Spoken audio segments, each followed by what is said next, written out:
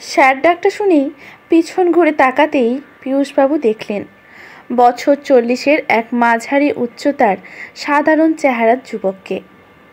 চশমাটা ভালো করে লাগিয়ে বললেন, ঠিক চিনতে পারলাম না আপনাকে। সস্তার চপ্পলটি খুলে পীয়ূষবাবু পায়ে হাত দিয়ে প্রণাম করে যুবকটি জিভ কেটে পড়ল।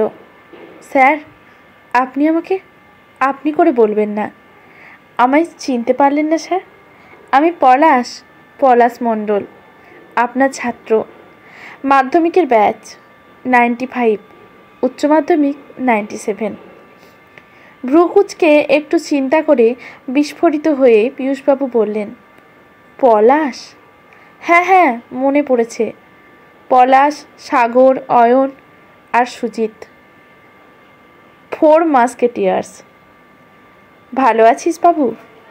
হ্যাঁ স্যার, অটো স্ট্যান্ডে আপনাকে দেখলাম। কোথাও যাওয়ার জন্য গাড়ি খুঁজছিলেন বোধহয়। হ্যাঁ রে, একটু সদরে যেতাম, তারপর আবার বাড়ি আসতাম, কিন্তু ভাড়া। পীয়ূষবাবুকে কথা না শেষ করতে দিয়ে পলাশ বলল, স্যার আপনি একটু হেঁটে এগিয়ে যান। ইউনিয়নের নিয়মে সিরিয়াল ভিত্তিক অটো ভাড়া যায়। আমি সেক্রেটারিকে বলে এসেছি, উনি আমার স্যার, ওনার ভাড়া আমি নিয়ে যাব। ভাড়া নিয়ে চিন্তা করবেন না স্যার, বলেই ছুট লাগালো তার অটো আনতে। একটু এগোতেই পলাশ পীয়ূষবাবুর গা ঘেঁষে গাড়িটাকে লাগিয়ে বলল, স্যার চট করে চেপে বসুন। মনে অটো ভাড়া জনিত একরাশ চিন্তা, কিন্তু চেপে নিয়ে বসে পড়লেন পীয়ূষবাবু। গাড়ি চালাতে চালাতেই পলাশ তার স্যারের উদ্দেশ্যে বলেই চলেছে, স্যার আজও স্কুল জীবন মিস করি, আর মাঝে মাঝেই মনে হয় আপনার বাংলা ক্লাস এখনও চোখে ভাসে। ক্লাসে এসেই সেদিনের অধ্যায়টা একবার দেখো নিয়ে বই বন্ধ করা শুরু হতো।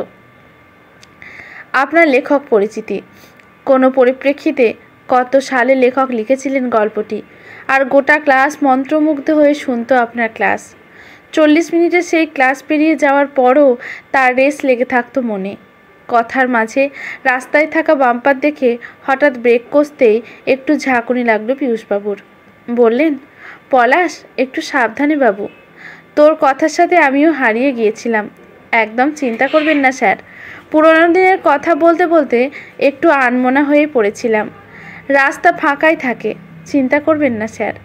জানেন স্যার, ইউনিয়নের ডাকে মাঝে মাঝে মিছিলে হাঁটতে হয়, কিন্তু যখন হাত মুঠো করে বলি দিতে হবে, তখন আপনার পড়ানো অসন্তোষের কারণ থেকে ইংল্যান্ডের শিল্প বিপ্লবের অনুকরণে এদেশীয় বিপ্লবের কিছু না বুঝেই স্লোগান দেওয়ার ব্যাখ্যাটা মনে পড়ে হাসি পেয়ে যায়। মনে হয়, আরে সেই একই জিনিস আমিও তো সামিল। বলেই একচোট হেসে নিল পলাশ। পীয়ূষবাবু অবাক হয়ে বললেন, পলাশ এত বছর পরেও সেসব মনে আছে তোর? অক্ষরে অক্ষরে মনে আছে স্যার। রাস্তার দুদিকে গাছপালা, কালো পিচ রাস্তা হুশ করে অটোর গতির সাথে পেরিয়ে যাচ্ছে। পলাশ বলতে লাগলো, স্যার সেই ক্লাসে ভাব সম্প্রসারণ করতে দিয়েছিলেন না? সে যে কি যাতনা বিষে, বুঝি বেশে কিসে, কবু আসে বিষে দংশেনি যারে, ওটার ব্যাখ্যা জীবনভর ভুলব না। হাসতে হাসতে বলেই চলেছে পলাশ, স্যার একমাত্র বিষয় বাংলা ছাড়া অন্য সবের ক্ষেত্রেই আপনার শেখানো লাইন জীবনে সত্য হয়ে গেল। একটু বিস্মিত হয়ে পীয়ূষবাবু বললেন, ঠিক বুঝলাম না তো। ওই যে শিক্ষাকে আমরা বহন করিয়া চলিলাম, বাহন করিতে পারিলাম না, তাই তো এই অটোই এখন আমার আর আমার সংসারের বাহন। এবার গুরু শিষ্য দুজনেই হেসে উঠলেন। নিন স্যার, আপনার ঠিকানায় এসে গিয়েছি। আমি ওই দূরের গাছটার নিচে অটোটাকে নিয়ে দাঁড়িয়ে থাকব, আপনি কাজ সেরে আসুন। 8 ঘন্টা পর কাজ সেরে এসে শিক্ষক ছাত্র দুজনে অটোতে করে অনেক গল্পগুজব করতে করতে ফিরলেন। পীয়ূষবাবু অটো থেকে নেমে ভাড়া দিতে গেলে পলাশ বলল, স্যার গাড়ি তো গ্যাসে চলে, আপনি আমাকে শুধু ওই 100টা টাকা দিন। পীয়ূষবাবু কপট রাগ দেখিয়ে বললেন, মারবো থাপ্পড়। এই রুটে আমি যতদূর জানি আপ ডাউন ভাড়া 400 টাকা। তোর কি এমন রোজগার রে?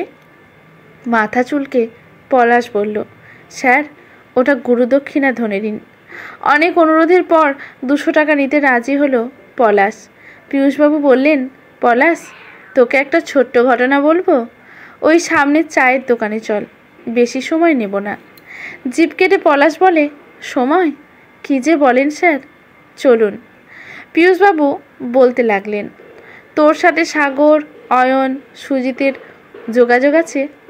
না স্যার, সবাই নিজের কাজ, ঘর সংসার নিয়ে ব্যস্ত। লাজুক মুখে বলল, ওই একটু আধটু ফেসবুকে মনের আনন্দে লিখি স্যার, ওখানেই ওরা মাঝে মাঝে কিপ ইট আপ, চালিয়ে যা, এসব মন্তব্য লিখে উৎসাহিত করে।